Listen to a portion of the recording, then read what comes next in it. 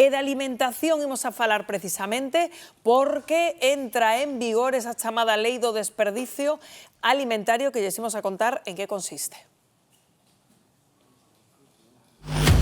Esta semana entra en vigor a nova lei contra o desperdicio alimentario, unha normativa que obriga a bares, restaurantes e supermercados a aproveitar ao máximo a comida para evitar que acabe no lixo. A partir de agora será obrigatorio darlles aos clientes as sobras nun recipiente de xeito gratuito, unha medida que xa se viña facendo en moitos restaurantes. Me parece moi ben porque se está estragando moita comida e hai moita xente que sí que, bueno, pois son restos que che quedan e me parece ben leválos para casa e comelos pois a noite ou así.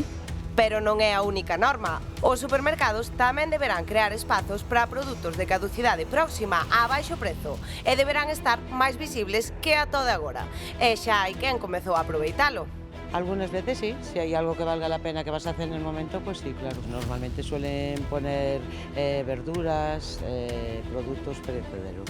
Porque tirar comida xa é ilegal e, como en toda lei, haberá sancións, con multas que van dende os 2.000 ata os 500.000 euros. Servirá esta nova lei para rematar dunha vez por todas co excesivo desperdicio alimentario?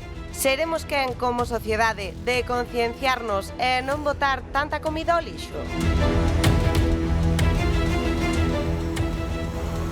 Bueno, pois saben que a premisa é non tirar absolutamente nada, así que, Óscar, pois con ese obxectivo en supermercados, en restaurantes, pois terán que adaptarse, supoño que xa cos tuppers a tope, non, Óscar?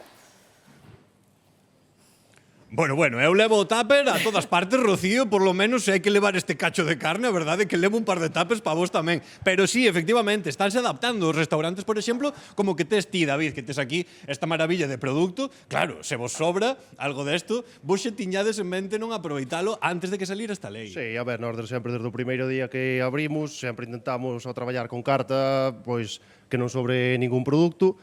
E no último dos casos sempre hai alternativas, ou faz algunha elaboración distinta para ofrecer por sugerencias ou incluso para nós, para o personal, e sempre se aproveita todo ao máximo. A xente chega xa co tupper, vos xa poñedes tupper, como facedes como vos estades adaptando a isto cando non acaban a comida? Pois mira, nós por exemplo sempre ofertamos un tupper, cando alguén nunha mesa pois, fixo moito unha chuleta ou calquera dos platos que nós ofrecemos neste local, sempre lle ofrecemos un tupper con coste cero para que o poidan cenar ou comer ao día seguinte ou o que eles prefiran. Iso agradecese moito, de feito xa estades enchendo de tuppers as despensas dos... Pídenvos moito isto, a xente non acaba a comida ou vos xa aconsellades para que non se desperdicie? Sí que é verdad que nós intentamos aconsellar, pois cando algunha mesa che pide demasiada comida ou tal, dicirlle, bueno, nós creemos que ao mellor isto é demasiado, intentar axustar un pouquiño para evitar eso, que non sobre moita comida.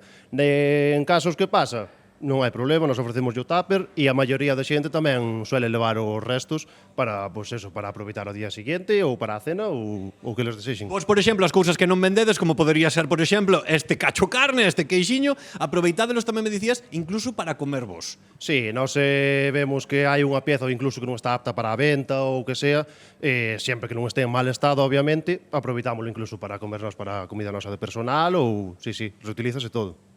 Pois, compañeiros, así se están adaptando os restaurantes como de David a esta nova lei que temos para aproveitar todos os alimentos. E, amigos, eu vos lo digo, se temos alimentos como este, en Galicia temos moi bo produto, hai que levar o tupper sempre con un.